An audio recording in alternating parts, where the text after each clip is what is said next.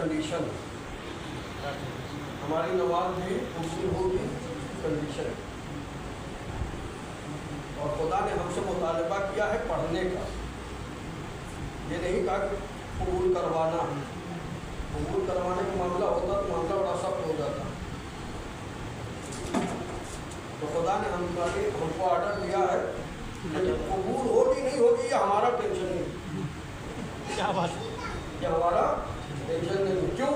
روایت میں ہے کہ ایک شخص رسول کی خدمت میں آیا تو رسول نے فرمایا کہ اس کو دیکھ کے غمزدہ ہو گئے، رسول کہا یا رسول اللہ آپ پریشان کیوں ہیں؟ کیا بات، تو رسول نے فرمایا میں دیکھ رہا ہوں بڑی پابندی سے آتے ہو، نماز پڑھتے ہو، بڑے خلوص سے سب کچھ کرتے ہو، لیکن میں دیکھ رہا ہوں کہ تمہارے نامہ اعمال میں کوئی نماز قبول نہیں ہے۔ تو اس نے کیا جواب دیا؟ کہا یا رسول اللہ پڑھنا میرا کام ہے، قبول کرنا اس کا کام ہے، آپ پریشان نہ ہوئیے، پڑھنا میرا کام ہے، قبول کرنا اس کا کام ہے۔ جبریل امین نازل ہوئے، کہا اے رسول اس کی یہ عطا مجھے بڑی پسند آئی، اس کے ساری نمازیں قبول ہیں۔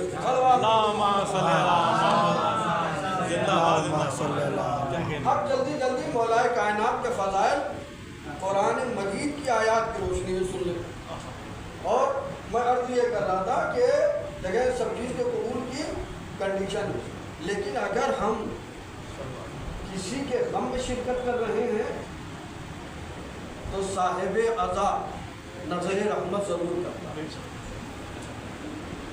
وہ یہ نہیں دیکھتا کہ جو ہے اس نے آنسو بہائے کہ نہیں بہائے، اس نے ایسا کیا کہ نہیں کیا، وہ یہ دیکھے گا میرے غم میں شریک تھا کہ نہیں۔ لہٰذا جب بھی کہیں بھی مجلس ہو، آپ کے پاس 5 منٹ کا ٹائم ہو، 5 منٹ کے لیے مجلس، یہ آپ کا خلوص ہے، ہم دکھاوے کے لیے بیٹھے ہیں اس کی بات الگ ہے، لیکن 5 منٹ اگر میرے پاس ٹائم ہے تو 5 منٹ کے لیے بیٹھے، 2 منٹ ٹائم ہے 2 منٹ کے لیے بیٹھے۔ خدا آپ سے بہت عمل نہیں چاہتا، بس خلوص کے ساتھ 1 منٹ اس کے لیے کافی، خلوص کے ساتھ۔ اسی وجہ سے مولانا نے کہا خلوص کے ساتھ جتنا تم خدا کی بارگاہ میں پیش کرتے ہو بس اتنا ہی قبول ہے۔ اگر ہم نے نماز میں تکبیر خلوص کے ساتھ کی ہے تو کم سے کم یہ تکبیر قبول ہے، باقی قبول ہو چاہے نہ ہو، وہ ہماری ڈیوٹی ہے، یہ نہیں کہ آپ سوال کر سکتے، نہیں، وہ آپ کو کرنا ہی کرنا، ورنہ وہاں پوچھا جائے گا۔ اچھا اس پر گفتگو کر دیں گے، لیکن اب آئیے آیت میں کیا کہا گیا؟ وَمِنَ النَّاسِ مَن يَشْرِي نَفْسَهُ ابْتِغَاءَ مَرْضَاتِ اللَّهِ، کہ لوگوں میں سے کچھ لوگ ایسے ہیں، شروع میں دیکھیں آیت کی ابتدا کیسے ہے کہ کچھ لوگ ایسے ہیں، اس کے بعد جب خریدار کی بات آئی تو خدا کیا کہہ رہا کہ من یشری، من یشری، یہ ایک صیغہ ایسا ہے جس کو ایک آدمی کے لیے استعمال کیا ہے، اللہ، یہ بہت سے لوگ ہیں خریدار ہیں لیکن ابھی جس نے خریدا ہے وہ ایک ہے، من یشری، جس نے خریدا، اس کو اللہ کی رضا کو نہیں، مرضات کو۔ وَمِنَ النَّاسِ مَن يَشْرِي نَفْسَهُ ابْتِغَاءَ مَرْضَاتِ اللَّهِ، مرضات لفظ آیا ہے، مرضی نہیں آیا، رضا نہیں آئی ہے، مرضات بات کہی گئی، اور مرضات کا مطلب کیا ہے؟ جس نے اپنے نفس کو بیچ کے اللہ کی مرضات کو خریدا ہے۔ مرضات کا مطلب کیا ہے؟ بہت سی مرضیاں، ساری مرضیاں، جس نے خریدا ہے وہ ایک ہے۔ اب اللہ کی کون سی مرضی ہے؟ تمام صفات جمالیہ و جلالیہ الہی سب اس کی رضا کے تحت ہیں۔ اگر وہ رحمان ہے تو اس میں بھی رضا ہے، کریم ہے تو اس میں بھی رضا ہے، اگر وہ رحیم ہے تو اس میں بھی رضا ہے، اگر وہ رزاق ہے تو اس میں بھی رضا ہے، اگر وہ غفار ہے تو اس میں بھی رضا ہے، بھائی ہر چیز میں اس کی رضا آئے گی۔ تو علی اس ذات کا نام ہے جس نے اللہ کی مرضی نہیں خریدا، ساری مرضات کو خریدا ہے۔ اب آئیے ہمارا کیا معاملہ ہے؟ ہم سے یہ کہا گیا کہ آپ عمل ایسے انجام دیجئے جو ہماری شریعت کہتی ہے،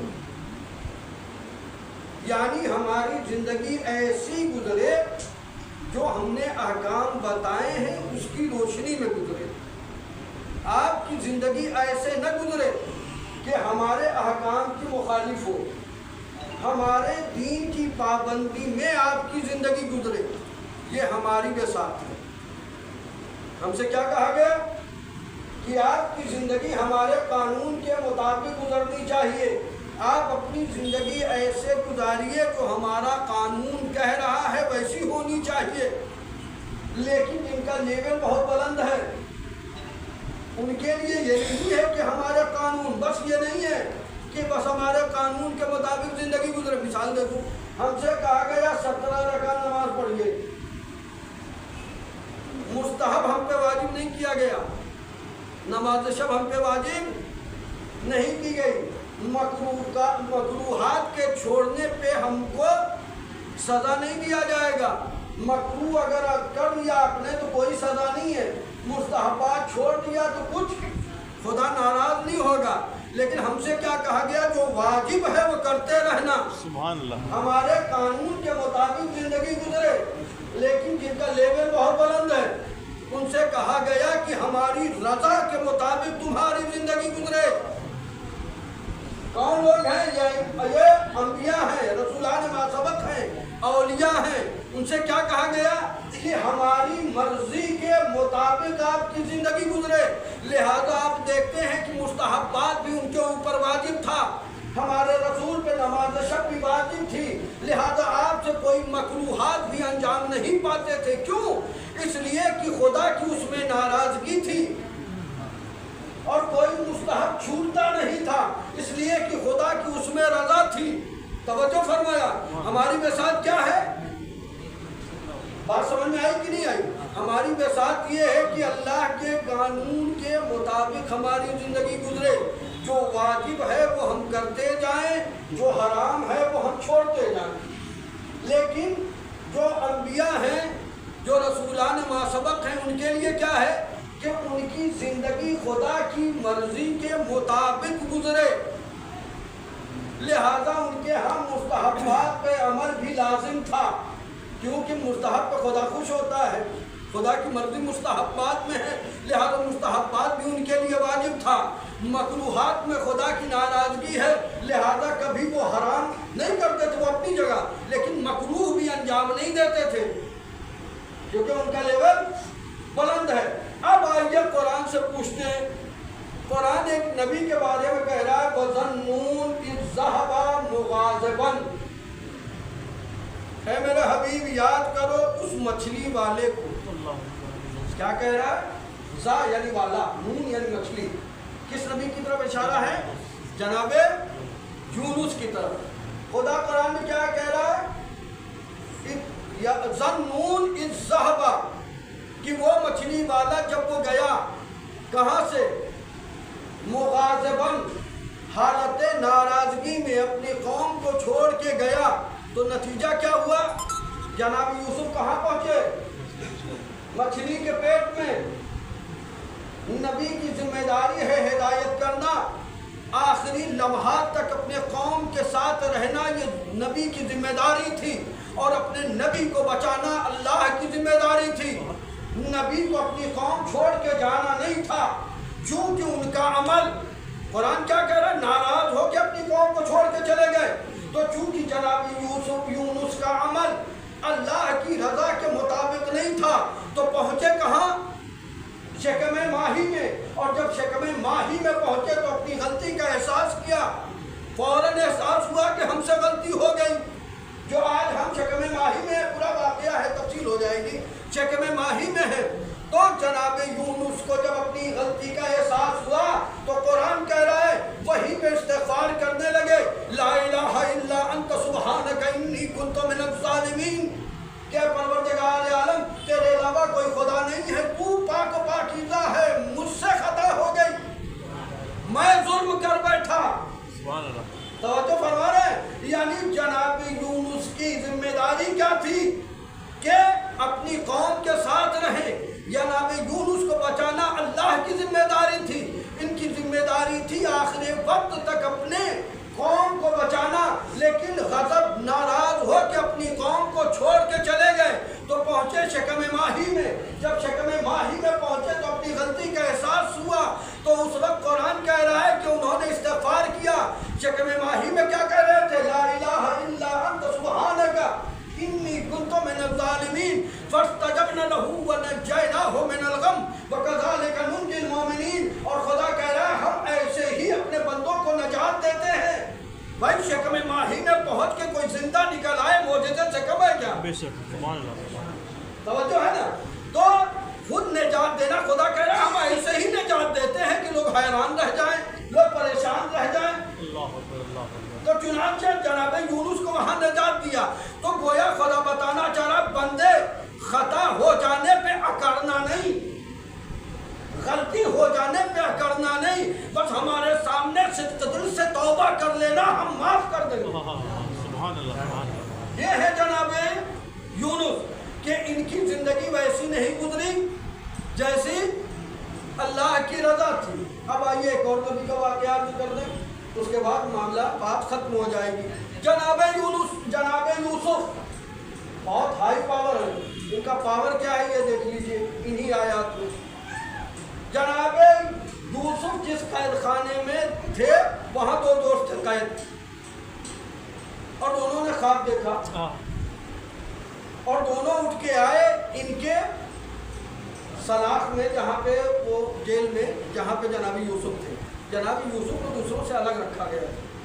تو قریب آئے, ان کے قریب آئے, کہا کہ ہم آپ کو بڑا مومن دیکھ رہے, بڑے متقی نظر آ رہے ہیں, ہم نے خواب دیکھا ہے, ذرا تعبیر بتا دیجیے. تو جناب یوسف نے کہا ٹھیک ہے بتاؤ پوچھو. تو ایک نے کہا کہ میں سرکار میں بادشاہ کا ملازم تھا اور بادشاہ ناراض ہو گیا اور مجھ کو قید خانے میں ڈال دیا. کہا خواب کیا دیکھا؟ کیا میں نے خواب یہ دیکھا کہ میں اپنی گزشتہ جاب پہ بحال ہو گیا ہوں. تو جناب یوسف نے کہا کہ عنقریب تم آزاد کیے جاؤ گے اور بادشاہ تمہیں اپنی پرانی وہی خدمت تم انجام دو گے. ایک دن بادشاہ اچھا, دوسرا دوست جو تھا اس نے کہا جناب خواب تو میں نے بھی دیکھا. کہا کیا دیکھا؟ اس نے کہا کہ میں نے ایک چھبیا, ایک ٹوکری اپنے سر کے اوپر رکھا ہے جس میں روٹیاں رکھی ہوئی اور چین کوے وہ روٹیاں اوپر سے کھا رہے ہیں اور میں وہ لے کے چل رہا ہوں. جناب یوسف نے کہا کہ تمہاری تعبیر یہ ہے, خواب کی تعبیر یہ ہے کہ تمہیں بھی آزاد کیا جائے گا لیکن تمہیں سولی دی جائے اور چین کوے تمہارا مقصد کھائیں گے. اب جیسے مرنے کی بات آئے تو کون نہیں تڑپتا. وہ گھبرا گیا, ہاتھ پیر پھول گئے, کہا سرکار میں نے کوئی خواب دیکھا ہی نہیں تھا. اب پاور یوسف کا دیکھیے. جناب یوسف کہتے ہیں قض اللہ, فیصلہ ہو گیا, ہم نے جو کہہ دیا وہی ہوگا.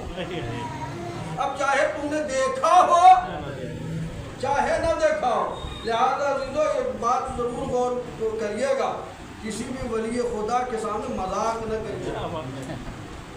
ہو سکتا ہے وہ ولی خدا ہو تو کہہ دے گا, وہ خدا کر دے گا. تو جناب یوسف نے کیا کہا تھا, یہ پاور ہے یوسف کا. اس نے کہا میں نے کوئی خواب دیکھا ہی نہیں تھا, میں تو ایسا ہی فرض میں نے کہا تھا. جناب یوسف نے کہا تم نے دیکھا ہو چاہے نہ دیکھا ہو, قض اللہ, فیصلہ ہو گیا, ایسا ہی ہوگا.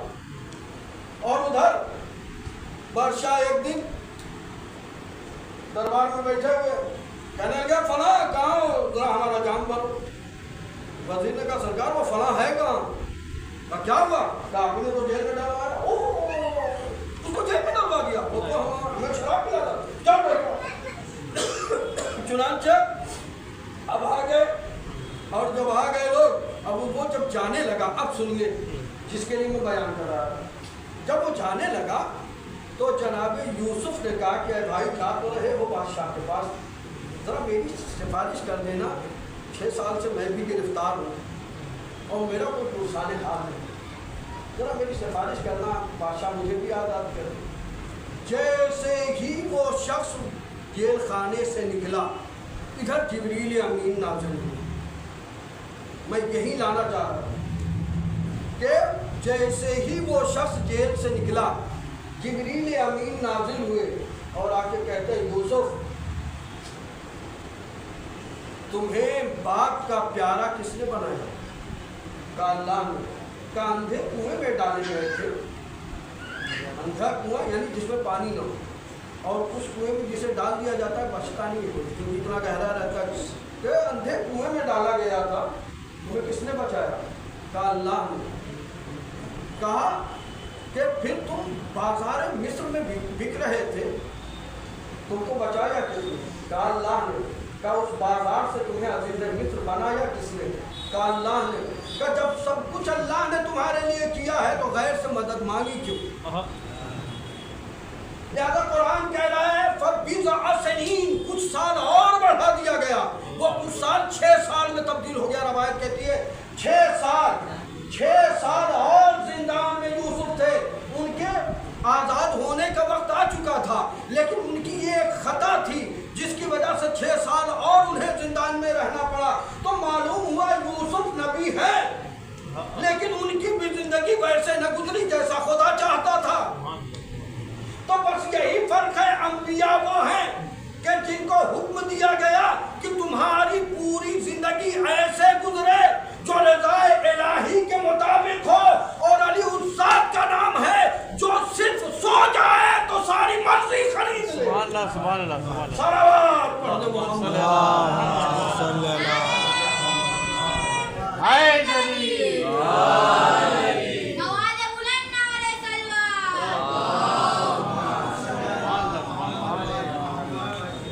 मरज़ातिल्लाह। और कुरान उसी रज़ा के लिए कहता है वरज़ुबान मिनल्लाहि अकबर। और जिसे अल्लाह की रज़ा मिल जाए उसको सब कुछ मिले।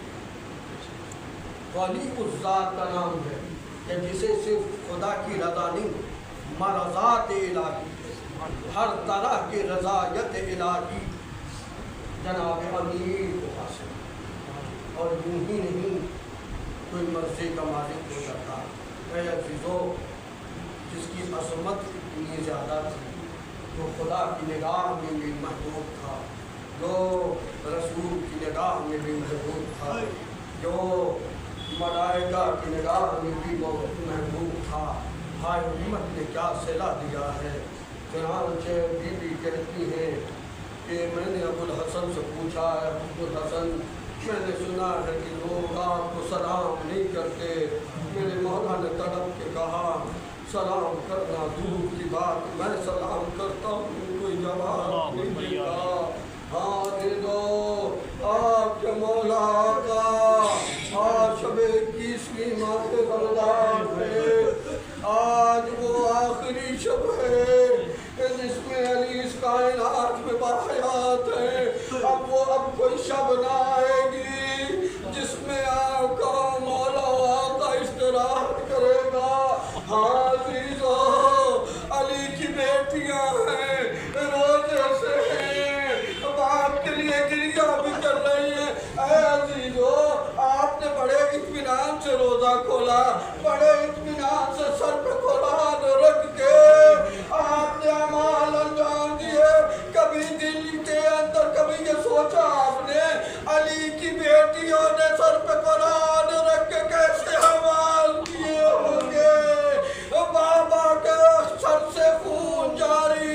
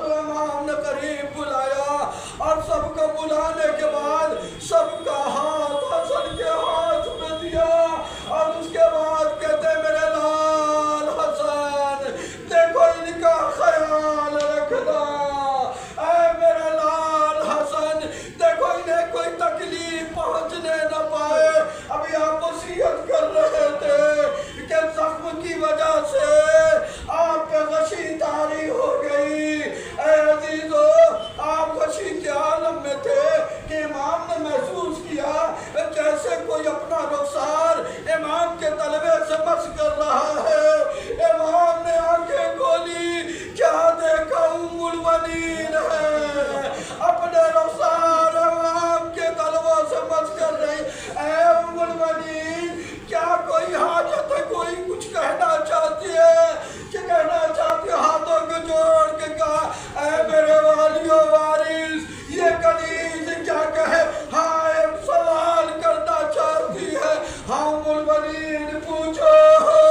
اللہ اللہ، ام المنین کہتے ہیں عطا آپ نے سب کا ہاتھ حسن کے ہاتھ میں دیا، لیکن میرا بیٹا عباس، اس سے کیا خطا ہوئی جو میرے عباس کا ہاتھ آپ نے حسن کے ہاتھ میں نہیں دیا؟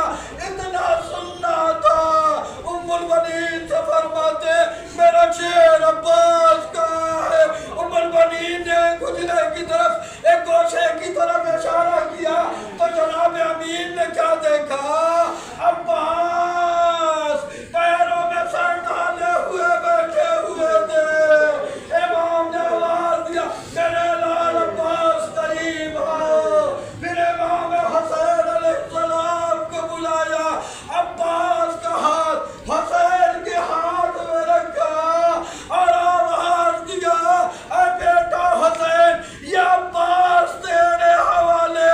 اور ایک وصیت جناب عباس سے کیا، اے میرے لال عباس، کربلا کے میدان میں جب نہر فرات پہ جانا تو میرے شیر پانی نہ پینا، اپنے بھائی کی پیاس یاد کر لینا۔ ہاں یہی وجہ ہے کہ عباس نے کربلا کے میدان میں چلو میں پانی تو لیا تھا، لیکن بابا کی وصیت یاد آئی، فوراً پانی دریا کے منہ پہ مارا۔ ہاں میرا بھیا حسین پیاسا، عباس پانی کیسے؟ انا للہ و انا الیہ راجعون۔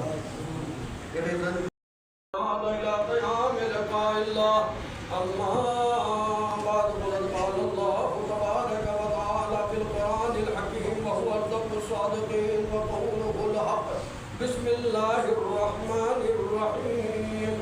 ومن الناس من یشری نفسه ابتغاء مرضات اللہ واللہ رؤوف بالعباد۔ صلی اللہ